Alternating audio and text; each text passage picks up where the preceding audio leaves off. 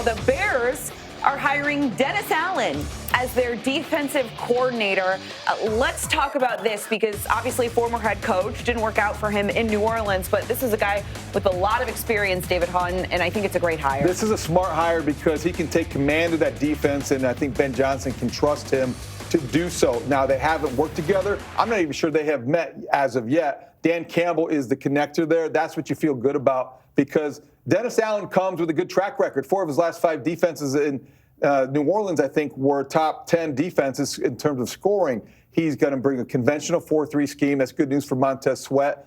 What does it mean for Tremaine Edmonds? I really wonder because he's got a $17 million cap hit. I really am curious about what the offseason holds for Tremaine Edmonds. I think TJ Edwards will thrive in this scheme. And the secondary, with the addition of Al Harris, that's going to be the strength of the Bears again. And sort of an underrated part of hiring Dennis Allen, someone with a lot of experience who was just recently a head coach. He can be sort of a sounding board, right, for Ben Johnson, who's never called a timeout in his life. Guys like Dennis Allen can benefit head coaches because they're going to be relaxed. They don't have the pressure on them. Now, there's pressure on Dennis Allen to perform. There always is with an assistant coach in Chicago if you're a coordinator. But you're right. Ben Johnson's not going to have to worry about certain things because he's going to be surrounded by experience. So this is a smart hire, and I like the way that this staff is coming together. All right, let's move on to our second down because we're going from one end of the experience spectrum to the other end. This is fascinating, and we're learning more and more about Declan Doyle. This is who the Bears are bringing in as their offensive coordinator. We know Ben Johnson will be the play caller,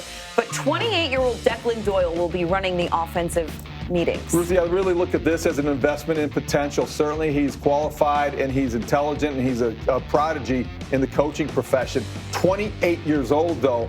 I understand what they're going for here. He doesn't have a ton of responsibility. He won't be calling plays. You need a grinder. You need somebody who's not going to be afraid to tell you the truth. You also want a guy who has the mind that's similar to Ben Johnson's and that he's going to see things maybe not everybody always sees. He maybe sees the game in a different way. Highly respected. If Sean Payton likes him in the NFL industry, that means that you have a great compliment. That's a stamp of approval for sure. And I think another fun fact that's being thrown around today, Sean McVay was 28 years old when he was given his first offensive coordinator opportunity.